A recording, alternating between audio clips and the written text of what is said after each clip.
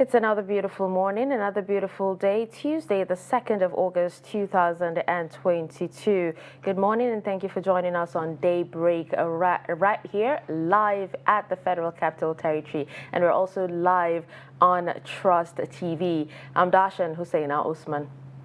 And I'm Stella Iyaji. Good morning and thank you for joining Daybreak on Trust Television. Good morning, Stella. We're here again. We're here again. You know, for everything going on in Nigeria, the rains seem to be, calming a lot of people and a lot of things And down. have you noticed the momentum? The rain has come with a force. Like, when it started, when people were wondering, are we going to have, what kind, is the rain going to be heavy this year? We wake up today the past and then 1 week. we hear that, the conversion rate for dollar to naira is high, and then the rains come and then it calms us down. Tomorrow wake up, there's no aviation fuel, the rains come and it calms down. It calms you down. And then maybe sometimes you even forget that all of those problems exist, because when the rain comes, you're able to sleep very well. You wake up the next and then you deal with whatever it is that comes. Could this also be climate change? Of course, of course.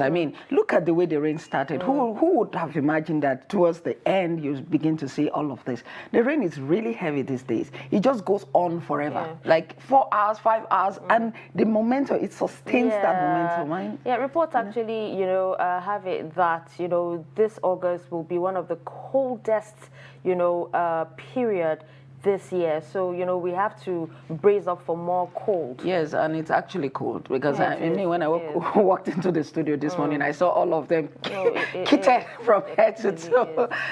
So the camera with their face caps, and they said it was because of the cold, All right, it's good to be here, by the way. So let's move on to the highlights of this hour. Yes, we'll start with the first one here. 2023, INEC yet to decide fate of multiple registrants as CVR ends. ASU extends strike by 4 weeks.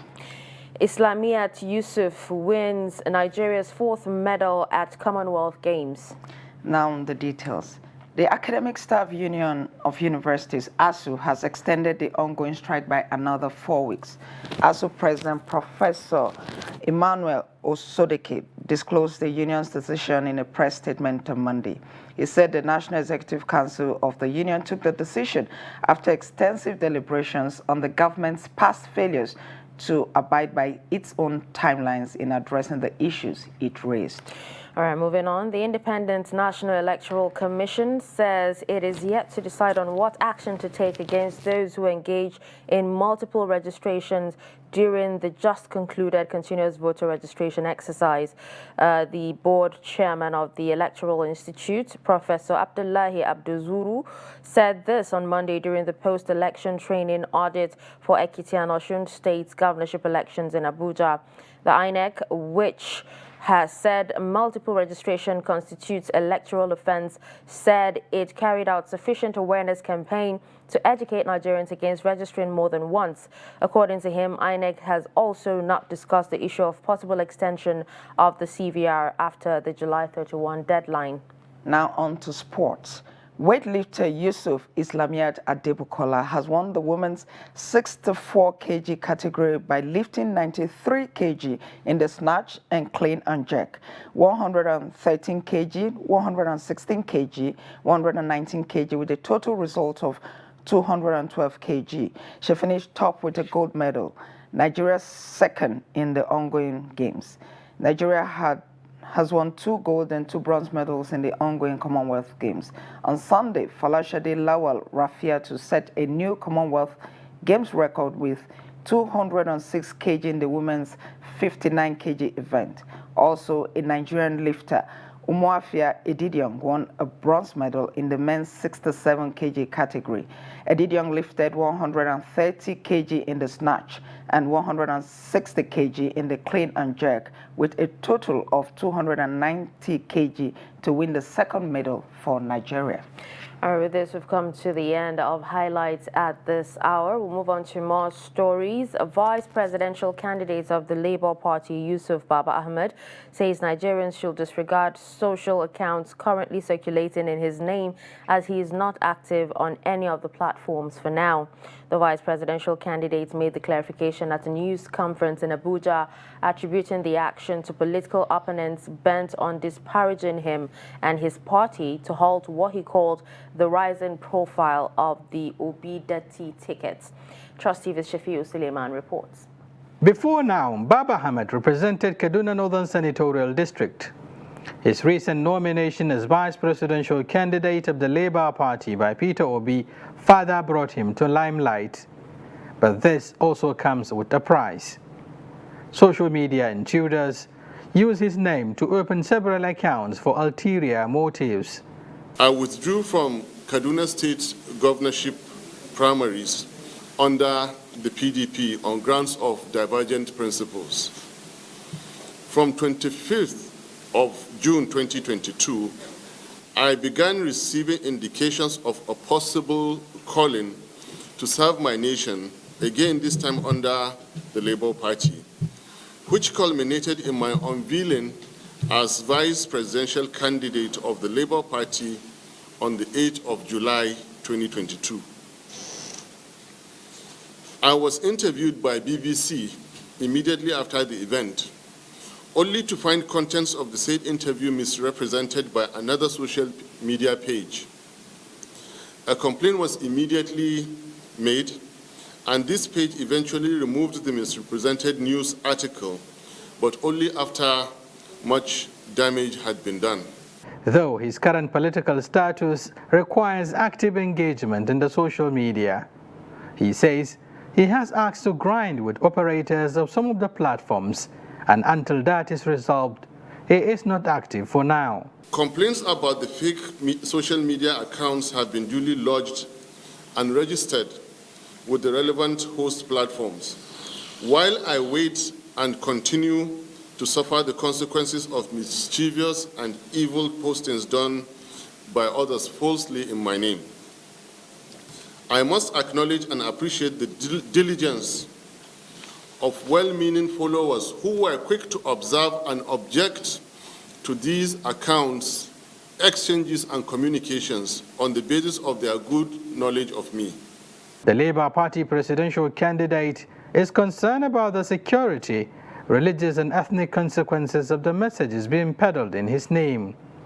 He said he wants Nigerians to completely disregard such messages as mischievous, fake, and baseless. Shafiu Suleiman, Trust TV News, Abuja. Thank you, Shafiu Suleiman, for that report.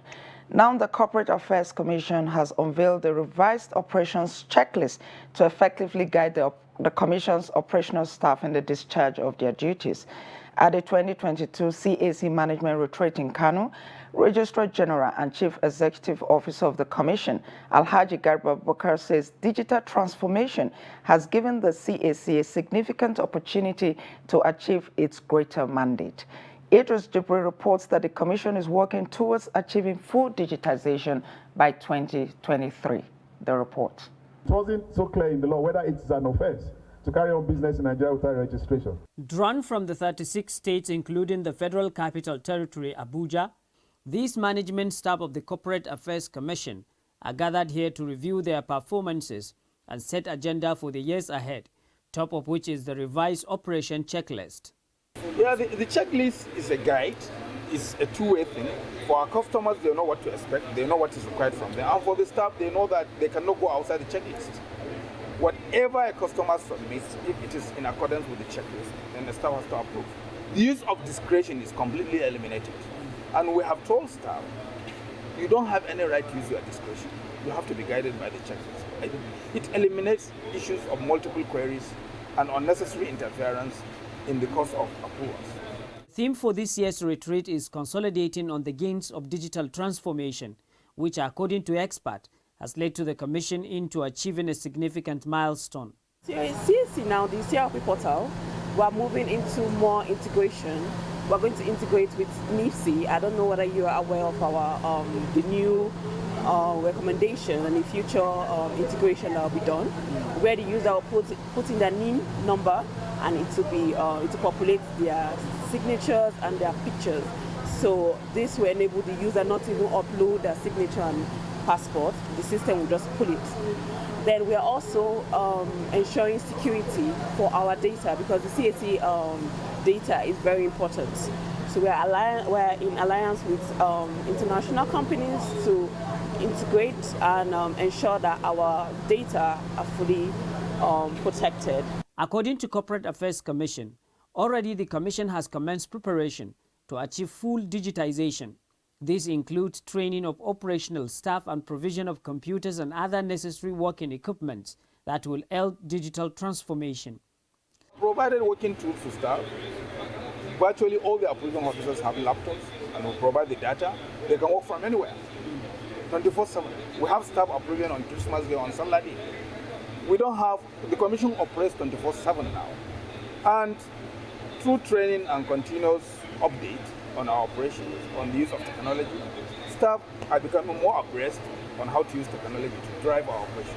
At the end of this retreat, it is expected that every staff of the Commission will be fully informed on the need to embrace the Commission's digitization program for effective service delivery.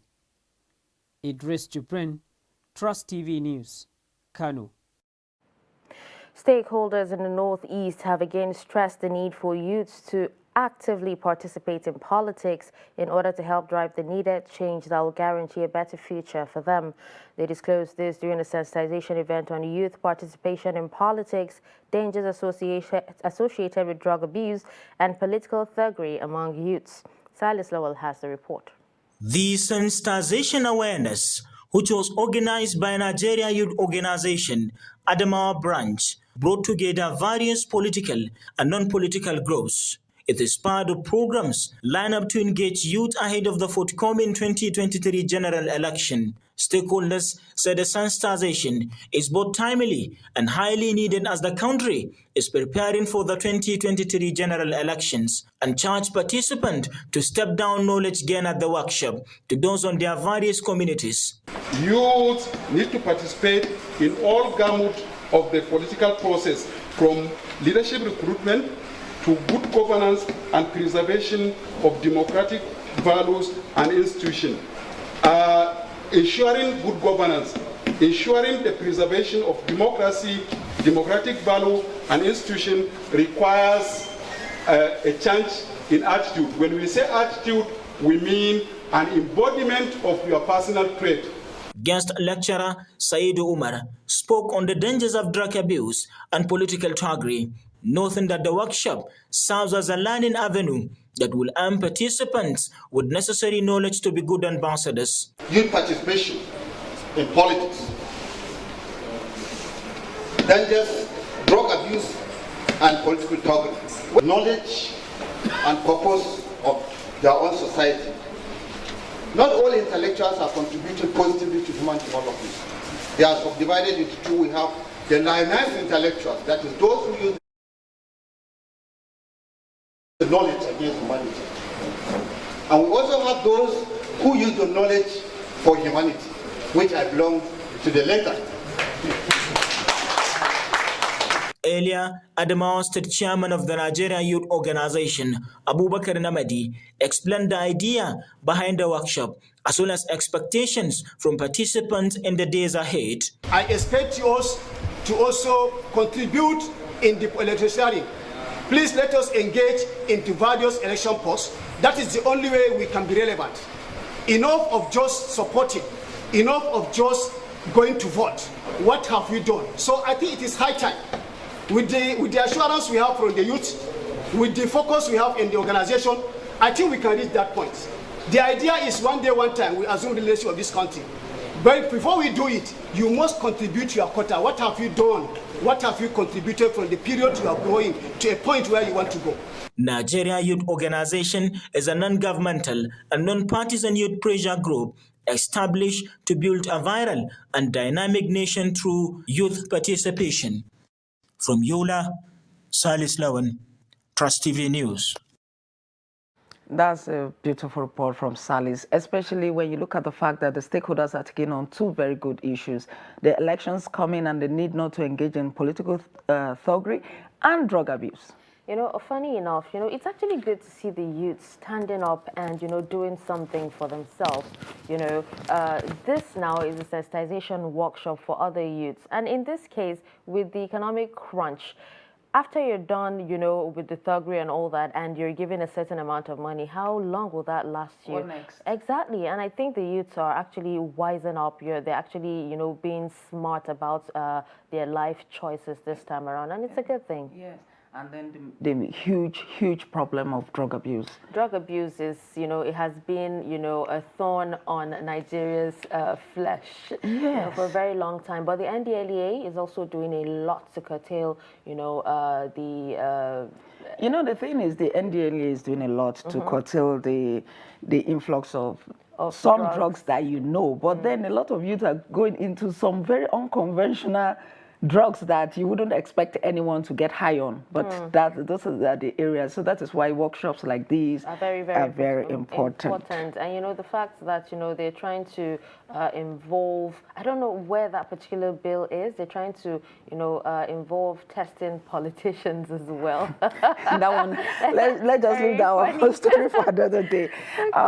Okay, now let's take another package. The police in Gombe State have arrested 23 suspected thugs in Gombe metropolis.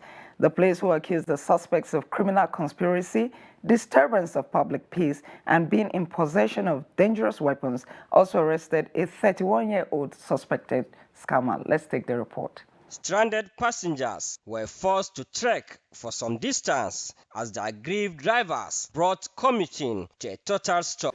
Arrested for alleged involvement in violent clashes with one another, these young men are accused of participation in a form of thuggery, locally known as kalare in Gombe. Light arms confiscated by the police include 15 machetes, 2 long daggers, 1 axe, and 5 sticks. That on the 1st August 2022, at about 0100 hours, police tactical teams from Gombe Divisional Police Headquarters arrested about 23 suspects in connection to the above case.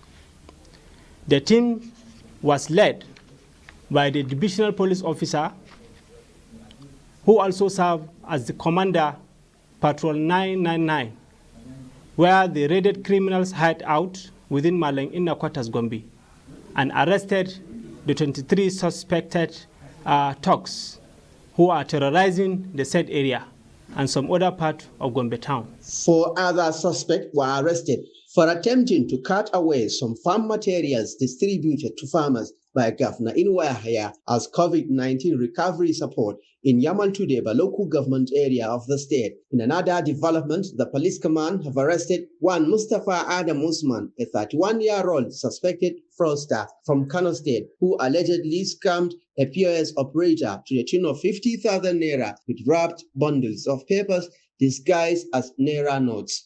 I asked him to deposit 50,000 naira. He did.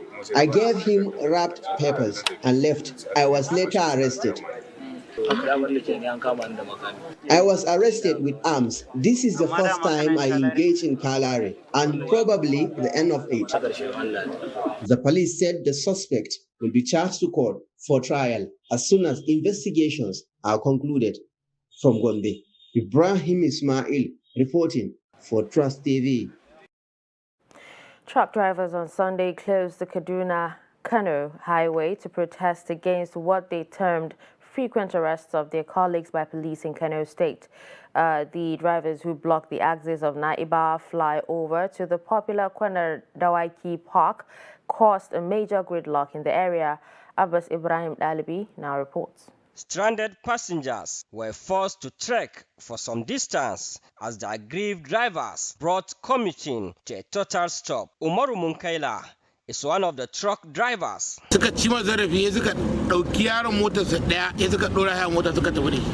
told Trust TV that they blocked the road to protest against the arrest of their colleague by the police, adding that they will not open the road unless they rescue his release. He said, despite the challenges the drivers face on the road due to the bad road and security issue, their members are being maltreated and exploited by the police in Kano State. Kaga jiya nan da na biyo hanyar jere da Karijana zuwa jere ni kaina na yi gudu da kawata. Kidnappers sun fito. Mun gudu mun bar motocin mu kusan tsawon awa uku muka dawo muka ɗebi motocin mu a jiya kenan. Dan ni kaina na je hannun su na yi kwana 15. Yau wata takwas kenan. I was once kidnapped and spent 15 days in the kidnappers' den. My family had to sell my belongings to pay the ransom before I was released. Despite this and other challenges that come with this job, the police in Kano still harass and financially exploit. If we refuse to comply, they will arrest us.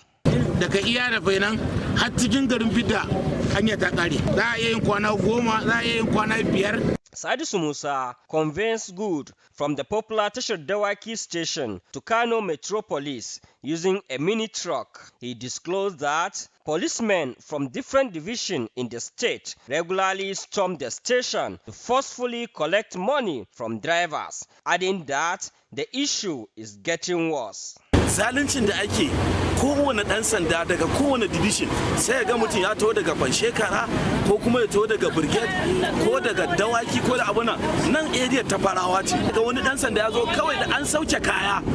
Me kaya zai to tun daga Lagos ko Port Harcourt zo ya sauke kayansa. To amma su waɗannan ɗan sanda sai an ba su wani abu. When contacted, the police public relations officer in Kano, Abdullahi Kiyawa, did not pick his calls and also did not reply message sent to him. The truck drivers also blocked the popular Lagos-Ibadan Expressway along Isherikara axis on Sunday, 31st July from 7 a.m.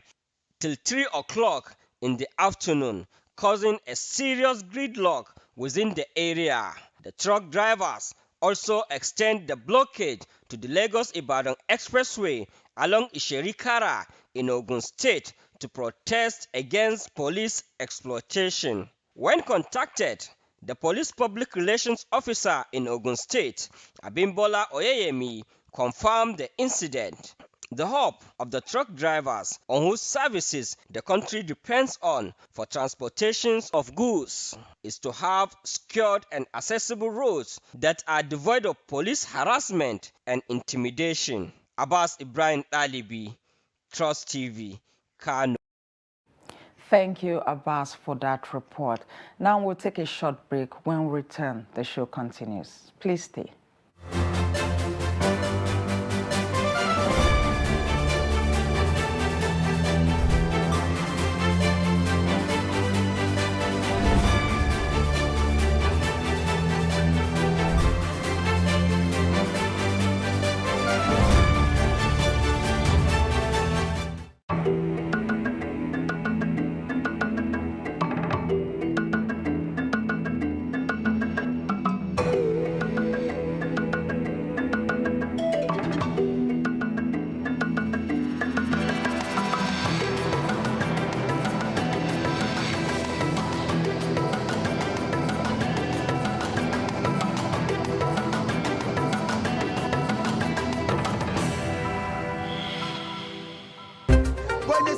Where you find that they look like the same. Not necessarily tribal or regional. But I have said that.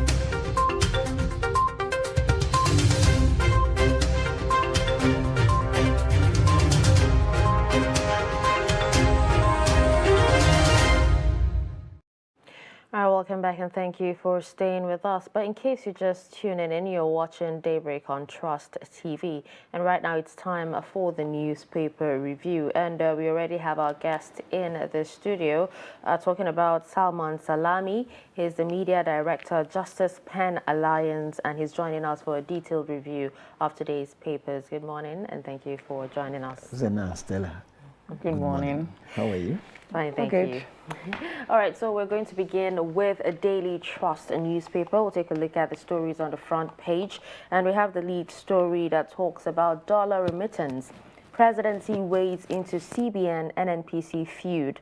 We remitted over $2 billion to our account with Apex Bank, says oil firm. How CBN augmented NNPC's $1.6 billion remittance for oil imports. at the top of the page there, we have yet another story. Again, airfares spike as Abuja to Kano flight costs 135,000 naira. We also have CVR, Lagos, Kano, Delta lead as fresh registration hits 12.3 million. We also have more stories on page 4. 4 traders killed, 14 travelers abducted in Taraba. ASU extends strike by another 1 month, and details of that story can be found on page 7. NLNG train 7 reaches 26% construction, MD says. And then Gambari flags of Naseni's Agric Institute's Scale Acquisition Center in Nasarawa. On the footnotes there, there's Pantami kicks against new tax on calls and data. And let's, take the questions to our reviewer this morning. And let's start with the lead story on dollar remittance and the whole feud between the NNPC and the CBN. NNPC saying they've remitted, a large amount of, a large sum of money, and, just share your thoughts on the whole feud. Well, this unnecessary feud between NNPC and the CBN is rather embarrassing. Embarrassing in many ways. CBN is saying that the free fall of the Naira, or the Palungu dance, that the Naira is dancing in the last couple of weeks, is as a result of non-remittance by NNPC. And NNPC is saying that, of course, we remitted over 2-point-something billion. But the issue is this. What exactly is the problem with our currency? The currency, it is part of our identity. And for Naira to exchange for over 700 Naira for $1 is scandalous. There is the need for the CBN government to think outside the box. We cannot continue like this. It is an embarrassment. The Daily Trust story said that the CBN is saying that the reason for the free fall is because the NNPC has not remitted. The NNPC said it remitted. But the CBN is saying that what the NNPC remitted that money for is for its operations, not necessarily into the coffers of the government or for the country, Now, and the story went further to say that the presidency has intervened and is looking at it. Do you think that that intervention between the CBN and the NNPC can bring a solution to this free fall of the Naira? I don't think so. It goes deeper than that. Is the presidency the manager of the Naira? It has to do with microeconomics. It has to do with the handling of our economy. The truth is this. I don't need to say this, we are a consuming nation. If we do not produce what we consume, and we keep on importing what we ought to produce, the Naira will definitely fall. You see, the problem, a lot of people have continuously said this, that Nigeria needs to produce so that we import less, and then, of course, we don't take out too much of our forex so that we can have. Now, the thing is that, that at the moment, there are disruptions to production. Before now, we weren't producing enough. People said that. Now, it's even worse because of the insecurity and all of that. How do we get out of this, knowing fully well that the insecurity is a huge, problem at the moment? It's a huge barrier. No doubt about that. How do you go around the insecurity to boost production? That's, Well, without peace, we can hardly achieve much. We all know that. The insecurity, too, I agree, is part of the problem, if not the major problem.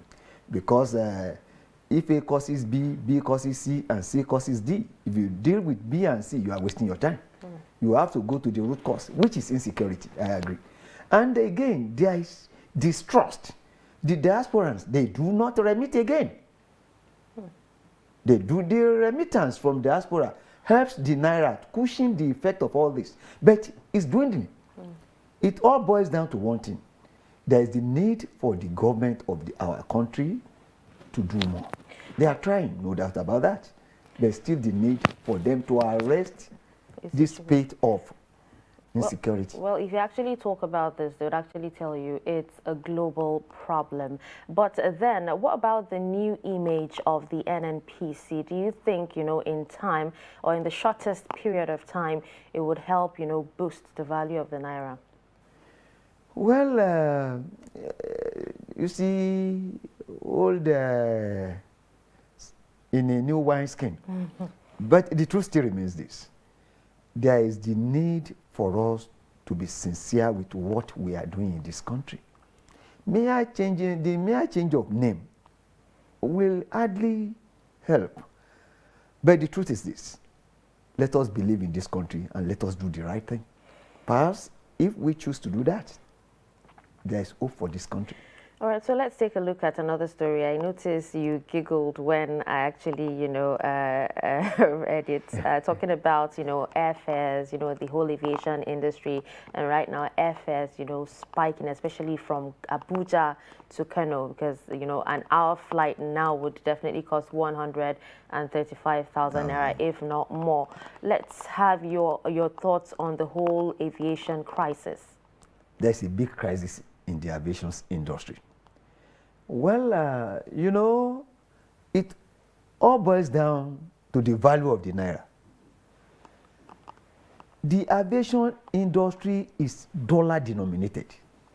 Almost everything, both the parts of the aeroplane, both the A check, B check, C check, all the checks, they have dollar input. And if the value of naira to dollar is what we know it is, then definitely there is the need for the operators to increase the fares. And again, the so-called Jet A1, which used to be 180 naira, is over 1,000 naira now. Yeah. But the danger in all this is this, the safety. There's no parking space in the air. This is why NCAA has to come, the regulatory body, Nigerian Civil Aviation Authority, has to come in and be alive to their responsibilities, because the safety of the passengers is paramount, irrespective of. Okay, now there's no Jet A1, and then even the foreign airlines that are in Nigeria that operate here have said that they may need to cut the number of flights that they make into Nigeria because they are unable to repatriate money that they have made out of Nigeria. And some persons have said that, okay, to get around the Jet A1, because the minister has said that one way of tackling it will be to get the refineries to work. And that, of course, we know is not immediate, right? So some persons have said that, okay, maybe the way out is for the government to import it and subsidize it. But some other persons are saying, already the government is spending so much on subsidizing petrol. If the government now goes into subsidizing Jet A1, what happens? Is it sustainable? Are we back to the basis, or we have reached what they call the sack? They have even said that when Dangote refinery comes into operation, which we're looking at about maybe June, July next year. The truth is this, and we must say this. We are saying this not because we just want to criticize the government. We know they are trying their best, but then there is the need for them to do more. If it means importing Jet A1, for Christ's sake, please do that. And subsidize? Of course. Will the government be able to sustain that? Subsidize Jet A1, subsidize PMS, You see, the subsidy, we all know, is unsustainable. And there is much more to it than what we are seeing. There is the need for openness. The PIA, Petroleum Industry Act, is there, and the Nigerians are not even feeling the effect of that. I want to plead with the government that the interest of the downtrodden masses should be paramount, and let me tell you, there's suffering in the land. Maybe because this is an elite issue, they will have a way of... Is it really elite at the moment? Because even some persons who ordinarily used to travel by road, because of the insecurity, are now saving their monies to see that they go by air. So is it strictly, is it still an elite issue? Most of them actually leaving, you know, they don't travel by air anymore because they still travel by road. And would rather travel by road. They still travel by road. All right, so let's move on to one more story before we move on to the next paper and talking about, you know, ASU extending strike by another 1 month. What does this mean for the Nigerian students? I feel sad. I feel really sad. Really, really sad. As a parent, I am sad. We went to school. We went to public schools. There is the need for ASU and the federal government to please sheathe the sword. Please, let ASU, for the sake of these children, who we always call the leaders of tomorrow. I don't know when the tomorrow will come. When we are mismanaging today, let us stop mortgaging the future of these children. Enough is enough. Enough is enough. I plead with the government. I plead with ASU. Please let us meet at the middle. Well, there was something ASU said in its statement that I'm curious about. They said that they are rolling it over for another 4 weeks to enable the government fulfill its part of the bargain, to enable the government to do the needful, as it were. If they have been on strike for almost how many months now? 6 months. And the government did not do the needful, as it were. With the 4 weeks, I mean, is it 1 month? What will happen in this 4 weeks? Honestly, are these people sensitive? Perhaps I said it here before that because most of their children don't school here, they don't feel what we feel. He who wears the shoe knows where it pinches. The students have been home for almost 6 months, and you are still rolling over for 1 month, for Christ's sake. But some of these lecturers as well, you know, are actually having it bad, you know, at the same time, but they're still adamant about, you know, the whole calling off the whole strike. They're not being paid salaries. So most of them have resorted to, you know, farming and other things. So they said, but the truth is this. At the end of the day, when two elephants, when they fight, the grass suffers, as they say. The children, our students, our children, it is their future that is at stake. And no matter what these people feel the issues are, let us think about the future of these children, and for God's sake, let us call off the strike. But the government too must be sincere with their promises to us.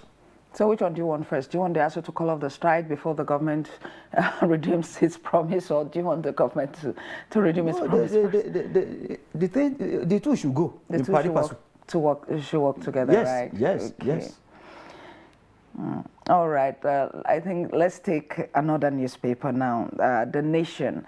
The Nation has a lead story that says Northwest, Southwest lead in voter registration. 96.3 million people, voters for the 2023 polls. Then under that, we have a story that says knocks for federal government, ASU over extension of strike. Then there's this other story here. Intrigues as Amechi Akpabio Silva battle for control of NDDC. And above the masthead, we have explains surge in crime, minister challenges agencies. Kaduna residents flee as gunmen abduct over 50 persons. Police beef up security in Oyo, Ondo, Ekiti. Then we also have a story here that says PDP BOT to mediate in Atiku Wike face-off. And we have a story here below the pictorial. UBA names Aluaba GMD elevates directors. Those are the major stories on The Nation for today. All right. I think let's briefly talk about, the continuous voter registration that actually just ended. The Northwest, Southwest, and on Daily Trust it says Lagos, Kano, Delta lead as the registrations hit 12.3 million. What does this mean for, the electoral process?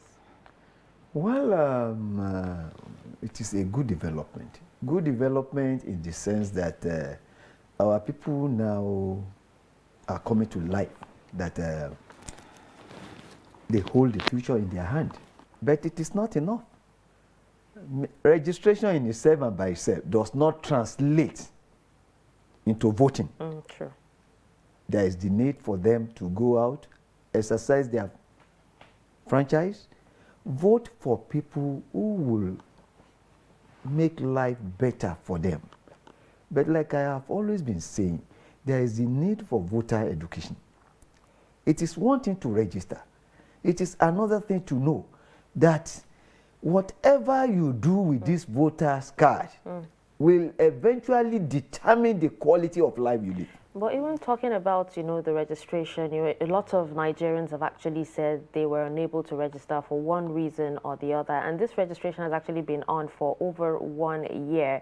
So some quarters are actually pushing, for the INEC to extend, the registration, even if it's, for a week or 2 weeks. Do you think that's necessary? Nigerians will always ask for more. Voters registration should be a continuous thing. It shouldn't be an off-season thing that, this is the time for registering. You should be a register at any point in time, provided you have reached the age of registering. So it should be a continuous exercise. But the emphasis should be on the deployment of your card. It's one thing for you to have the voter's card. It's another thing to trade it off. All right. We're going to have a full discussion on this later in the show. So let's look at this story. It intrigues as Amechi Akpabio Silva battle for control of NDDC. Now, a lot of people are wondering, why should there be battle for control of the NDDC? The NDDC was set up for a purpose. To serve the interests of the Niger Delta people who, because of the oil drilling and all of that in that region, have special needs and, all of that. Why should anybody struggle for its control if it's to carry out its mandate as it was set up for, what it was set up for? A friend once told me that if you are voted into a particular office, on the day of your swearing in, you should be crying. Crying, knowing fully well that you are to assume responsibility. These people are not there to assume any responsibility. They are fighting for their pockets. That is the truth. Neither Amechi nor Akpabio are really there or fighting for the common man. But it is their interest. At what point will the NDDC actually carry out or begin to execute its mandate? You don't forget that only recently there was this forensic audit. There was all of that, where you see a situation where contract was awarded, the full sum paid, and not up to 1% of that contract was executed. And all that goes on and on. Yet, when you visit the Niger Delta region, you actually see people who are suffering from the effects of the oil exploration in that region. So there's a disconnect between the commission and the people. You took it from my mouth. I would rather suggest that Trust TV, which is a leading medium now, do a documentary on the plight of the Niger Deltans. There is derivation, some percentage. There is a lot of money being voted by the federal government or to the NDDC. The truth about this is that it is to them, that is their cash cow. Or retirement plan, because, Akpabio and Amechi, just resigned. They both resigned as ministers. Well, I would say that it's their retirement. But honestly, they have abused the funds allocated to NDDC. And it is unfortunate because all you need to do is just to go to the Niger Delta region and see the sufferings occasioned by the oil exploitation. Some people have said that one way of tackling this is to ensure that all those indicted in the report are made to let the law take its course. So maybe that will deter others, and maybe that will now allow the commission to work. Do you agree with that? I do 100%, because one of the problems we have in this country is the lack of consequence. People believe that you can do it and get away with it. And the moment we still have this mindset that no matter what you do, there will be no consequence, impunity will continue. All right, let's move on to more papers. We'll take the Punch right now. And from the top of the page, we have federal government plans 712 billion naira mortgage to fund 100,000 houses. We also have more stories. Northwest, Southwest lead as INEC registers 96.2 million people. And then talking about Wike, PDP bot meets Wednesday, plans peace panel. The lead story here talks about planned attacks as police strategize, NSCDC warns as terrorists infiltrate South. We have writers that says Lagos CP area tactical commanders hold emergency meeting, call for vigilance. FRSC declares war on unregistered motorcycles. Ariwa youths demand NSA sacking. We also have another writer that says 7,222 killed, 3,823 abducted in 7 months. Amotekun advises residents. All right, Buhari lacks ability to tackle insecurity, says Katsina NNPP chairman. Health workers fault non-payment of new hazard allowance on page 17. We also have Pantami rejects new tax on calls and data. Legal tussle may threaten multi-billion-dollar Eco Atlantic City project. Lagos residents lynch mentally ill, alleged invasion of property. And then we didn't increase petrol price, marketers did, says federal government. Now, I would leave that story for you because I know you really want to ask. But let's talk about, the federal government, planning a 712 billion naira mortgage to fund 100,000 houses. One question is, who are the houses for? Because as it is now, there's a lot of reports. People are saying that Nigeria is broke, and then we keep spending, we keep taking out, we keep borrowing, our debt, has actually risen. And then now the federal government is planning on taking this huge amount to fund houses. For who? Because in the end, there are lots of houses that have actually been, constructed without people living in them. Who are these houses for? Houses are for men. Houses are for men. What category of Nigeria? Houses are meant for people. All you need to do is stroll to Asokoro and see many houses occupied by reptiles. You see, when you are planning for people, there is need for you to have data. Who exactly are you planning for? What is their capacity? I mean, what is their... if you are planning for housing, you are planning to house how many people? In what category? What is their power? I mean, purchasing power. Because if there are so many houses unoccupied now, and it's because the rent is beyond the ordinary man. Are you with me? But clearly, there's the need for the government to still embark on housing projects. You need to house the people. But the truth is this, it should be meant for the people, the real people who are the downtrodden masses. And when people are not empowered, the rate of unemployment in the country. We have not fixed that. The insecurity is there. Existential problems here and there. When are we going to have good news? All we have been reviewing has always been, so to speak. Well, Just that it's not on the front page, but Nigeria has won some gold medals at the Commonwealth. That's good news, right? That's good news. Yes, that's good news. We are better to be doing very well in sports lately. Thank God for little mercy. Yeah. Okay. I want to talk about the PDP and its crisis. Wike and the flag bearer of the party, Alhaji Atiku Abubakar.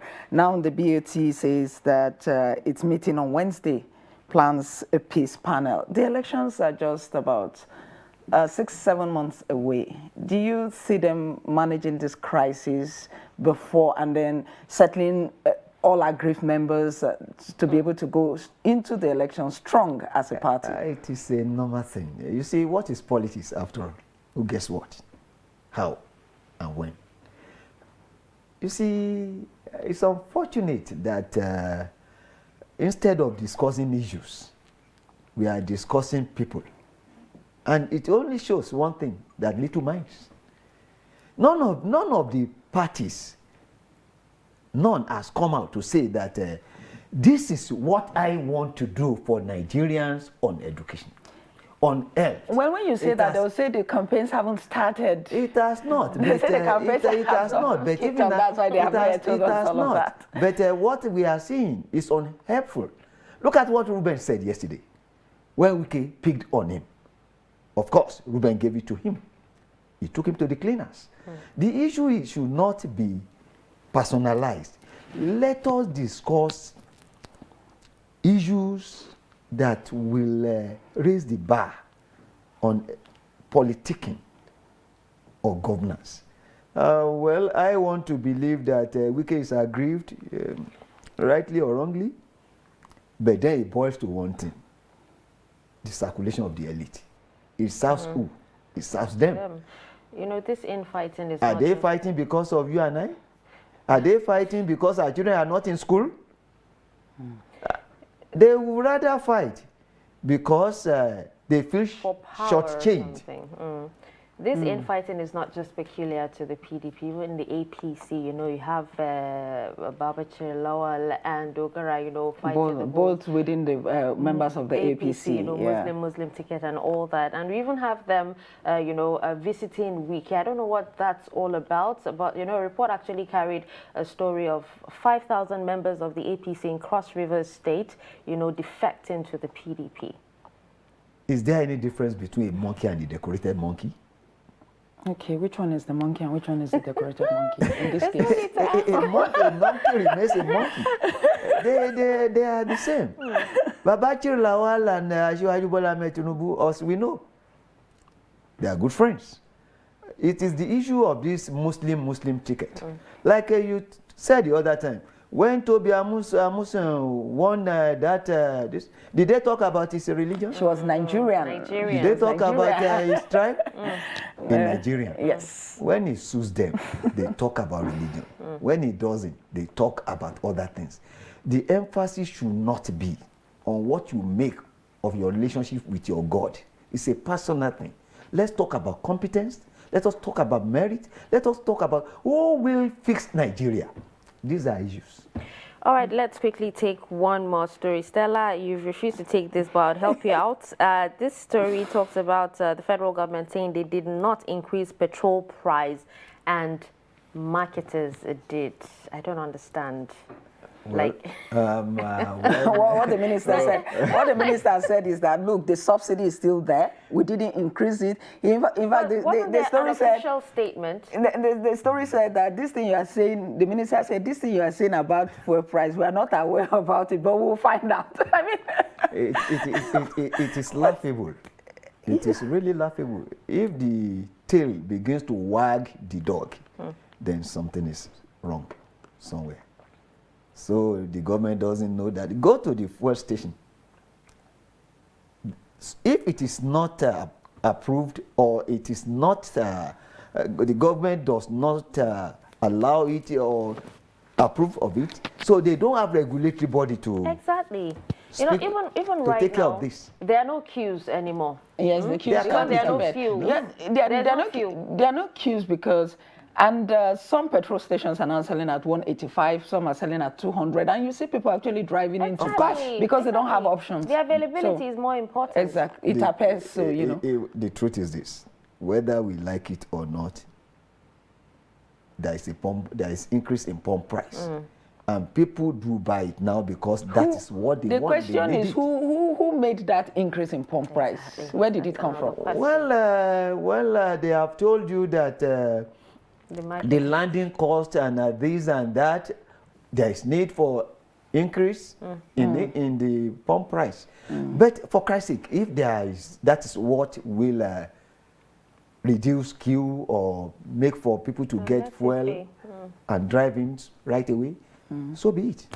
All right. Well, thank you so much for, this insightful segment, Mr. Salman Salami. Thank you so much. My pleasure. It was an absolute pleasure having you on the show today. Thank you very much. Like you said before the commencement of the review, that nature has a way of taking care of everything. Definitely. Definitely will. We hope to see you again sometime on the show. Thank you very much. All right, so that was Salman Salami, Media Director, Justice Pen Alliance, and he just joined us for a detailed review of the papers this morning. We'll take a breather, and when we return at the top of the hour, the show continues. Do stick with us. But in a situation where you find that a look at the same, not necessarily tribal or regional. I have said that.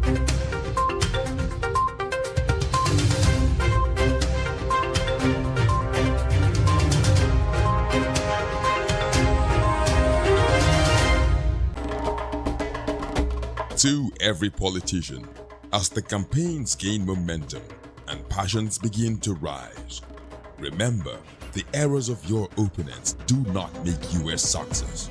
Do not run down your opponent and inflame passions to violence between and among your supporters. What counts is what you plan to do for the electorate and how you intend to relieve the sufferings and bring succor. Nigeria is in dire need of patriotic leaders at all levels. Leaders who will make national development their priority. Concentrate on telling the electorate what you intend to do when you get into office. Focus on making your vision clear to the electorate. Don't engage in verbal abuses, fake news or speeches. Keep dealing with issues that will bring progress. You win the hearts and minds of the people by being above board, by being civil, patriotic, and showing empathy. Let's join hands to make the 2023 elections peaceful. A message from the National Orientation Agency.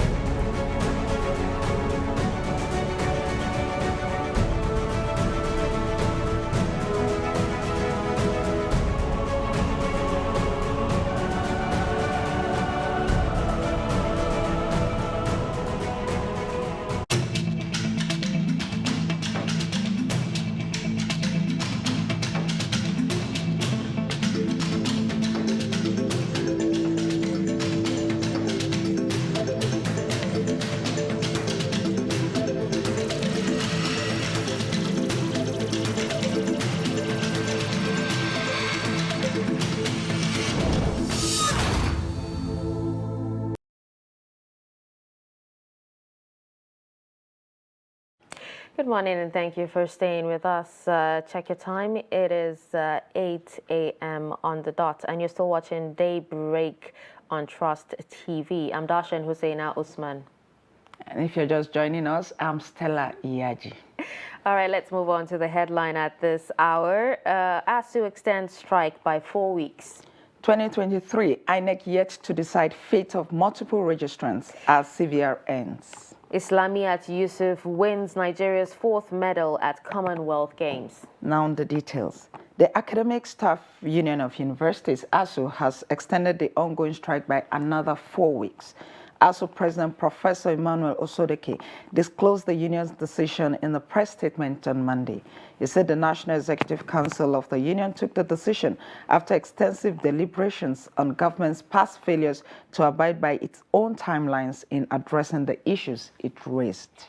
Moving away from that story, the Independent National Electoral Commission, INEC, says it is yet to decide on what action to take against those who engaged in multiple registration during the just concluded continuous voter registration exercise. The board chairman of the Electoral Institute, Professor Abdullahi Abduzuru, said this on Monday during the post-election training audit for Ekiti and Osun State's governorship elections in Abuja. The INEC, which said multiple registration constitutes electoral offense, said it carried out sufficient awareness campaign to educate Nigerians against registering more than once. According to him, INEC has also not discussed the issue of possible extension of the CVR after the July 31 deadline. Now on to sports.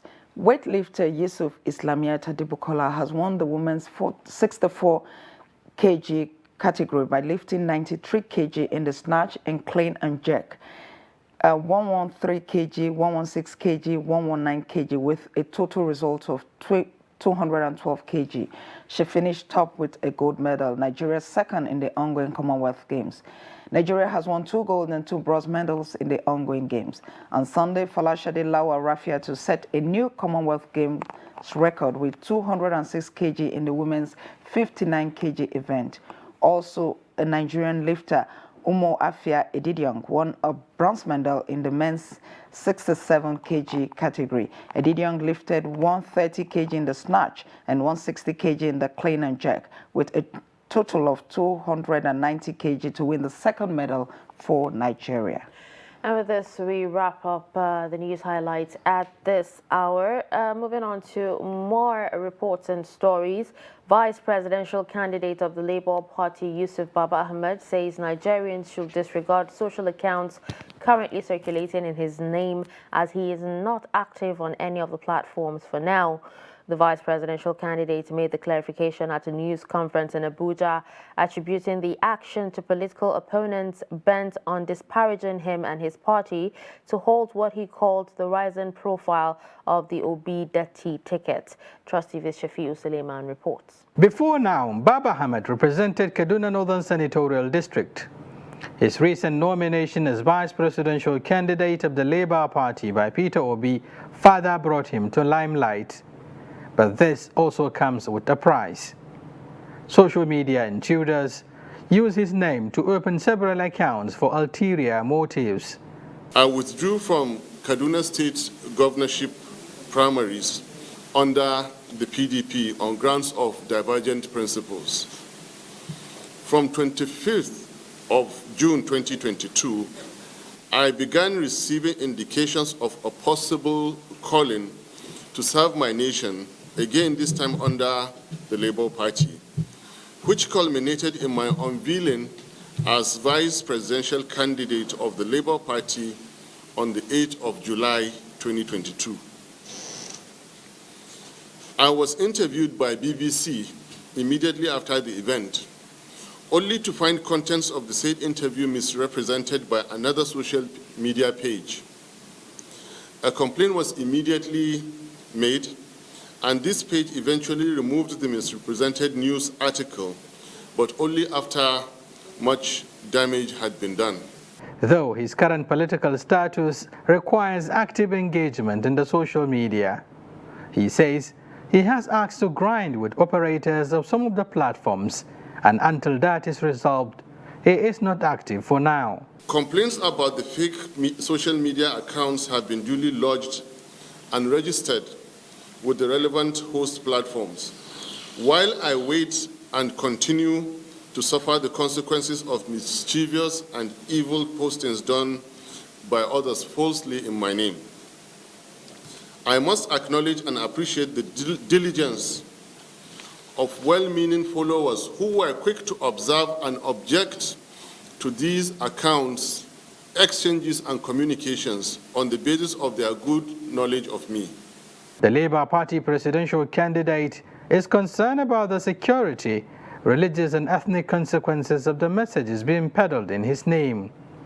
He said he wants Nigerians to completely disregard such messages as mischievous, fake and baseless.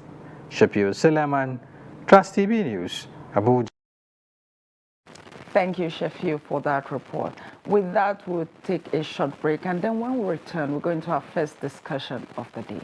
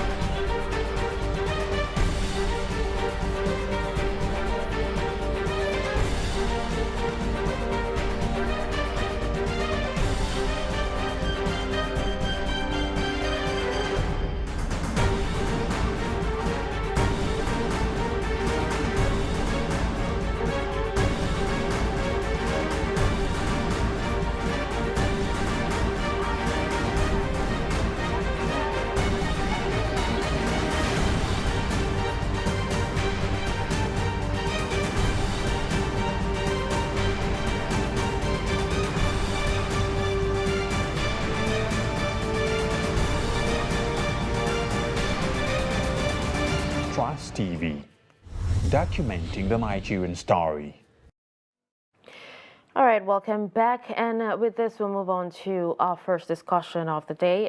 Beyond the withdrawal of services by 2 scheduled carriers, the entire local aviation sector may be in for a shutdown of operations over a steady loss of fleet capacity that has made schedule reliability near impossible. Now, findings showed that the 8 active airlines are operating a cumulative 38.77% fleet capacity, with a total of 60 out of 98 listed airplanes grounded. Now, beyond this is the humongous price passengers are now faced with. Is the aviation sector collapsing? We have some who should know, who should actually know on the show this morning, and we would actually be having Captain Alex Umuba, who is the National President, Aircraft Owners and Pilot Association. Many thanks for your time this morning, Mr. Alex. And but before we go to him, let's get some background information from our Daily Trust aviation correspondent, Abdulateef Aliyu. Thank you for joining us on Daybreak this morning. Good morning. All right, so can you give us a background and also an update of what is happening in the aviation sector? Yes, thank you very much. Basically, to use the word of the International Air Transport Association, aviation is a business of freedom, as IATA would say. And freedom in terms of facilitating businesses, facilitating tourism, a lot of things. You know, a lot of people have this notion that aviation is elitist. That it's only the high and the mighty that use bird flight and so on. But that's not the case, because aviation is not just for the elite, it's for even the small business owners and so on. And if you are a businessman or woman and you have to spend over 200,000 naira return trip from Lagos to Abuja, on it alone, you know that definitely your business is will definitely suffer. And exactly that is what we are experiencing in the industry at the moment, where the cost of flight has really gone up, and it's almost not something even the ordinary Nigerian can afford at the moment. And this, as airlines have also said, was caused by the skyrocketing price of Jet A1. For most of the airlines, the industry generally is dollar denominated. Most of the things that the airlines do, talking about paying for aircraft leases, maintaining their aircraft, and then buying spare parts, and all that things are actually done in dollar. But with the situation in exchange, then you see that the airlines are unable to actually have access to this dollar, which is really, really affecting their businesses. And yes, the issue of Jet A1 has always been there. When you recall that last year, the Jet A1 is just 200 naira, was 200 naira per liter, but it is now almost over 800 naira, and it's not even available, which is really affecting the schedule of some of these airlines.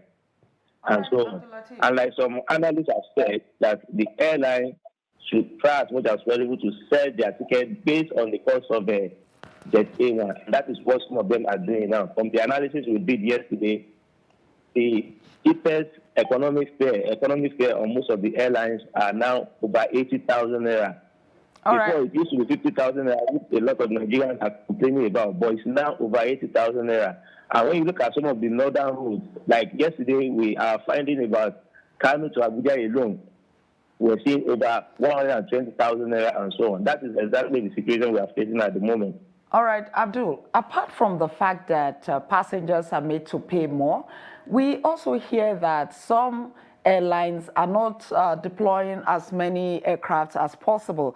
So walk us through the situation at the airport in Lagos, for instance, because we have seen pictures of people coming to the airport and there's no aircraft to fly them to where they want to go, despite the hike in price.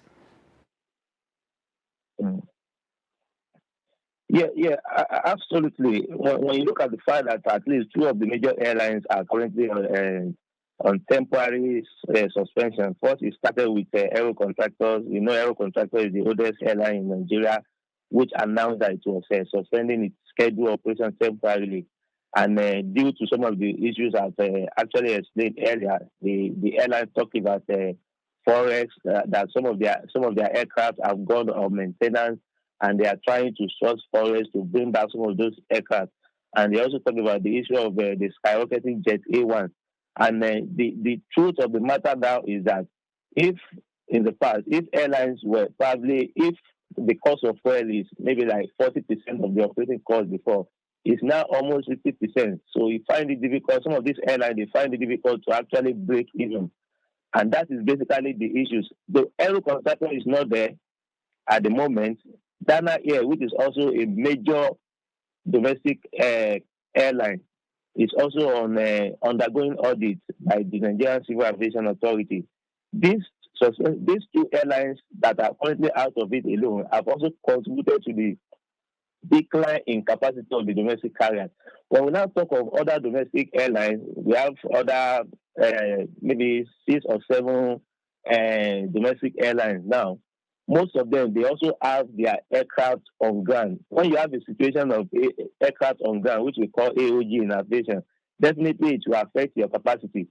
Most of these airlines have their aircraft on ground, and they are trying to probably get some parts from the suppliers, maybe from Boeing or Airbus, but Boeing basically, because most of the airlines use Boeing aircraft and so on. If they are unable to source foreign to bring back, to get some of this spare, or even bring back some of the aircraft that have gone on maintenance abroad and so on, definitely it will affect their capacity. And we can say at the moment that most of the airlines have issues of capacity. Those who even have the highest number of the aircraft among them, about 50 or even less than 50% of their fleet are currently active, which is why we are having this issue. At the moment, there is a serious issue of decline in capacity by some of these airlines, and that is why we are experiencing what we're experiencing at the moment. Thank you so much, Abdulateef Aliyu, for taking time out to share all this with us. We really appreciate your time. All right, thank you, sir. Right, so with this, we'd actually move on to our other guest, who is the President, Aircraft Owners and Pilot Association, talking about Captain Alex Nguba. Good morning, Captain, and thank you for joining us today. Good morning, and thank you for having me this morning. Right, so can you take us through what the factors responsible for the crisis, in the aviation sector is, and do you think that the industry is on the brink of collapse? Thank you. Well, the factors is what we are facing today, economic. It's not an airline crisis on its own. The airlines have been operating for decades in Nigeria. The industry has been growing. It's had some periods of challenge. But recently, their cost completely went out of control. They spiraled essentially out of control. You have a situation where an airline's operating cost was made up of many factors: fuel, engineering, staff costs, etc. And fuel being one of the major components which was representing about 40% of the cost. From price, it went from 200 to 300 to 400 and almost in a very span of time. And the airlines have to go meet these costs essentially in order to keep operating. The cost went from to 90% without the rest of the other cost factors changing. So at the same time, they have to pay for many of their services that earns money in Naira and pays for their services in dollars. And so they ended up in a situation and if we say 50%, it means essentially 100%, from about 400 Naira to 710 Naira. And so the combination of these factors has resulted in costs that have gone completely out of control. And the airlines are trying to ensure that they don't lose their customers by increasing the cost, increasing their fares to cover these costs.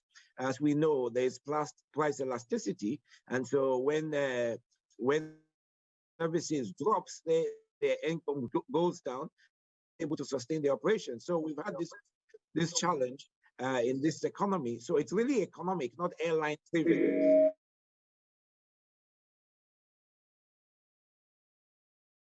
Save almost on the way. Two airlines have gone out of this picture. Air went out on its own position.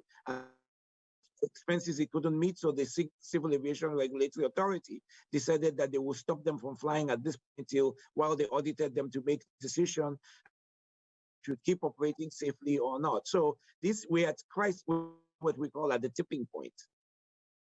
Captain Nguba, you have talked about some of the problems facing the sector, and Abdulateef Ali also gave us a background to all the problems. What can be done immediately to arrest this situation, not necessarily in the long term, but walk us through what can be done in the short term before the long term? Okay. As a first step, we have the situation where we say we have to cover some of these costs. 400 significant portion of the cost, the airlines remain viable. The rest of the problems. That's one. The other one is that the fuel is a product. Currently, the cost of importing is significant, increase in the price as well as the unavailability of dollars. So we have to address this. Can the central bank do something about the exchange rate? It's not, the exchange rate is not solely determined by the central bank, but they can take steps to arrest the trading Naira in conventional. It seems like we've agreed that Naira is traded on the black market freely, and even the regulatory authority or access in the black market. If you clamp down on the black market, you should be able to clamp down on the uncontrolled increase in the fares. The other thing is that we have a significant of the product. There are opportunities locally. For years now, we've had refineries in the country that are not able to convert into, but if they're not able to convert fuel directly, they can create PMS, which is petrol for your car. They can produce diesel. This is the demand for importation of PMS and diesel and makes more resources available for jet fuel. So there are some short-term measures used in the situation, not essential at this time. Captain, now, according to reports, Nigeria is indebted to foreign airlines to the tune of $450 million. For example, Emirates have actually slashed their flights to Nigeria over withheld $85 million alone. With this development, how are these foreign airlines expected to meet operational costs and maintain commercial viability of its services to Nigeria? The presentation was done by the COO of Igbo presentation to show the impact of Sunset Airport, which is the impact of not having airports opened for more hours in the day. We talk about 24 hours, but the reality is, given the existing security situation, if you open the airports for 24 hours, many people will not fly into those airports. You'll be willing to arrive on a flight that arrives after 11 p.m. So it's not so 24 hours, but expand hours of the operation down when the sun starts to set, which is what set there. But in that presentation, and unfortunately the numbers have been wrong for that was about a week ago, and we bandied around numbers.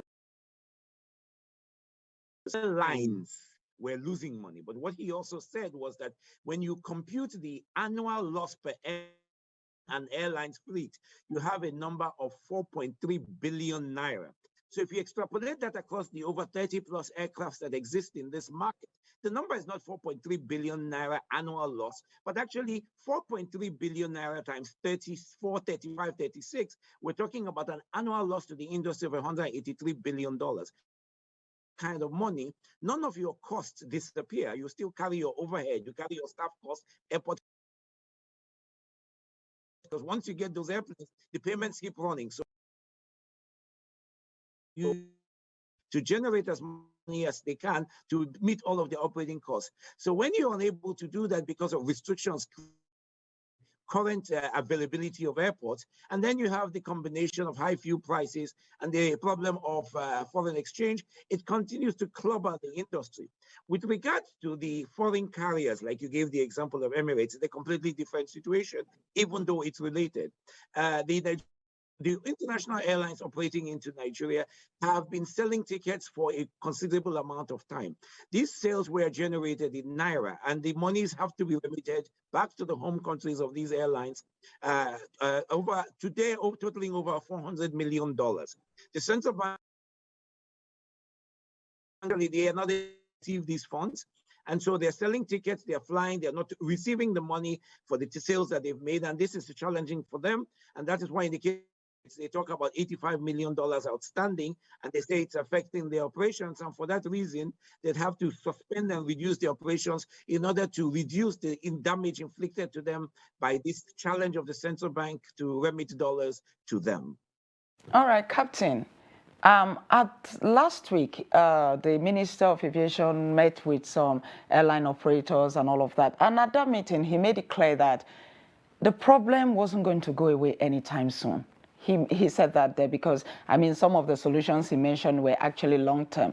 Where are we on talks or meetings? Because after that meeting, we haven't heard of another meeting.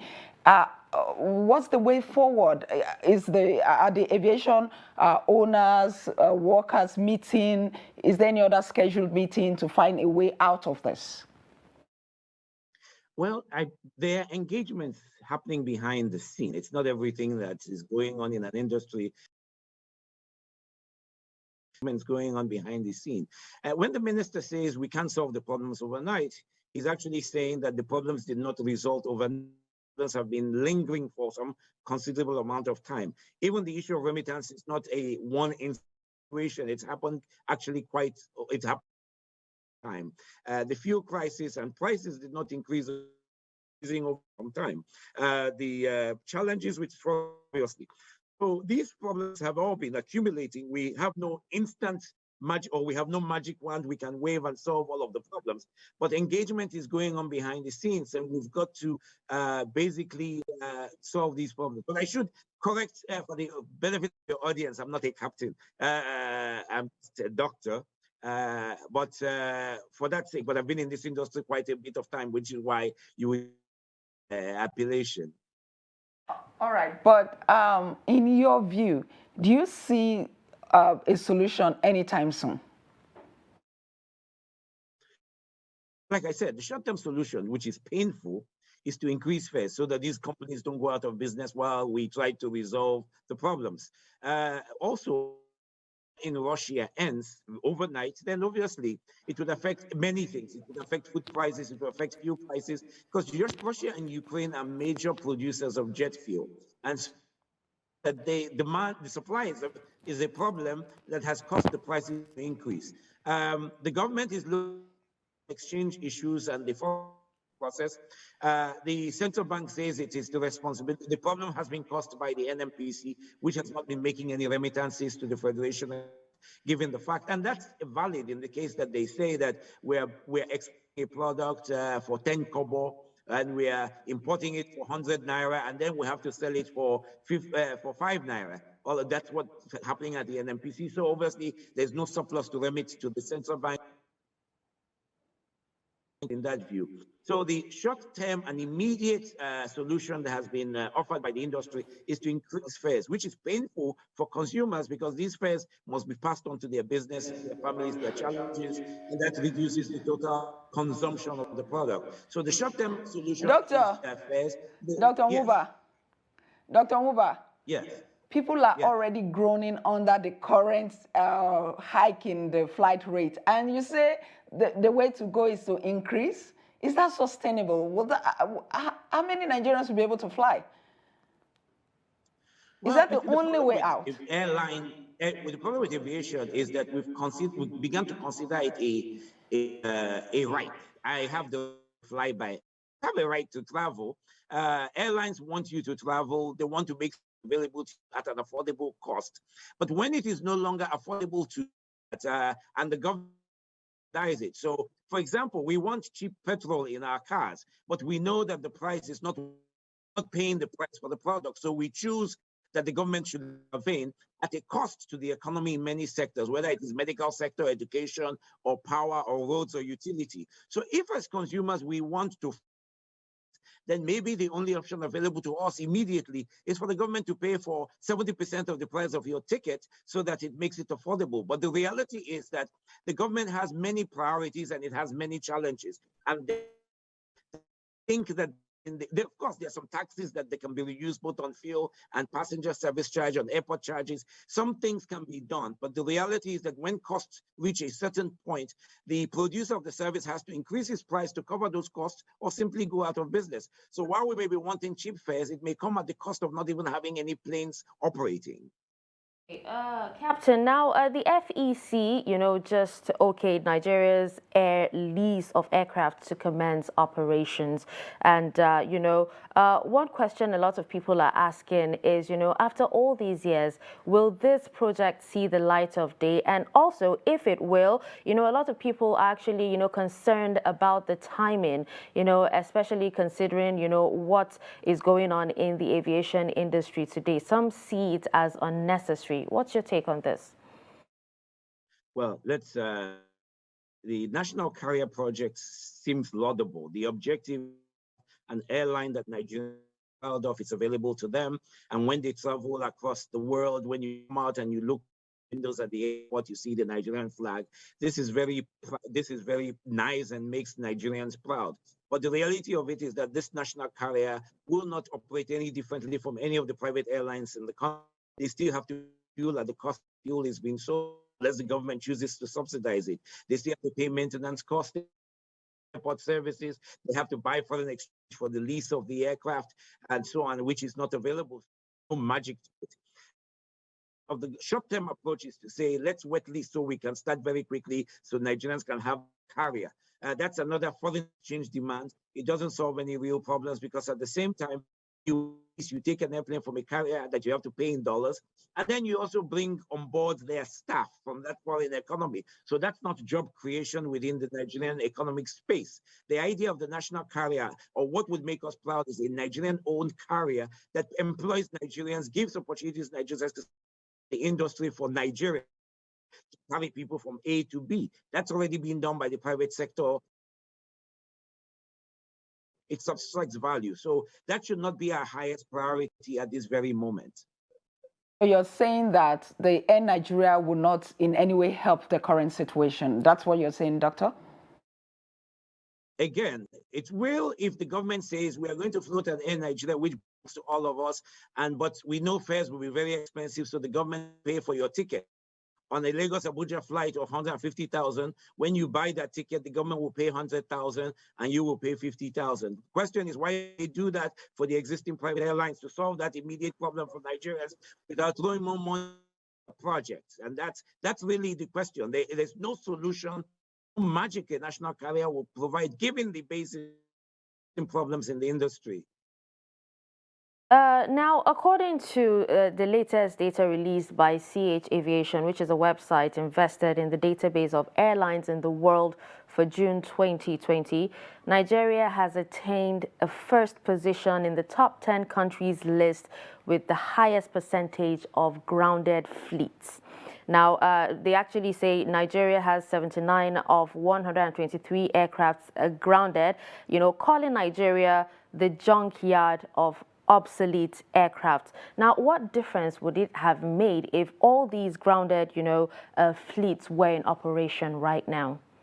Well, let's start with our industry evolves. Over time, we bought old planes which we retired, and we don't convert them to scrap. We just essentially leave them in the field. So if you aggregate those numbers and say that's the total number of airplanes in Nigeria, but we've removed some of them from the fleet, the numbers appear high. The fact remains that Nigeria, of 200 million people, only has 100 aircraft. It means that we haven't provided the fleet required to operate within the market. Some have been taken out of service and they have not been destroyed. And so that gets counted against us. There's the opportunity to expand this market, but it must be driven from a vision. And that was spoken about recently at the League of Aviation a correspondence conference. How do we bring capital? One proposal was to create an aviation bank in order to provide capital to the industry to support and grow it. That is one proposal. The government has spoken of a national leasing company. For me, brilliant idea, because what that does is airlines go out today on their own and acquire aircraft overseas. We don't manufacture any aircraft in Nigeria. The aircraft we acquire, plus credit rating and some of the issues claimed by both insurers and financiers that they've had challenges with Nigeria, adds huge premiums to the rate, interest rate that airlines have to pay, which increases their cost. If we're either a bank of aviation or a national leasing company, we can leverage in a much more productive manner the sovereign credibility of the Nigerian government to get a low rate of interest, which can then be used to support the airline industry. Challenge with aviation is Nigeria that it is. We have no way. We have documents. We produce every administration a set of documents that guide the way we move. But apparently, no movement. I mean, just yesterday or a day before yesterday, the government released a request for proposals for cargo airports. But meanwhile, if you look around the country, there are tons of there's no built-in cargo business because the fundamentals, even for the cargo business, is not existing. Nigerian products are going to other countries and branded as the product of those exported through those markets because of the challenges put in place, whether they're custom constraints or handling constraints or other logistical constraints that exist in Nigeria. So these goods end up in other countries as countries of those products that are originating from Nigeria. So we have to get our priorities right. And in getting our priorities right, we need to have proper visioned leadership that can say, we want to go as a country.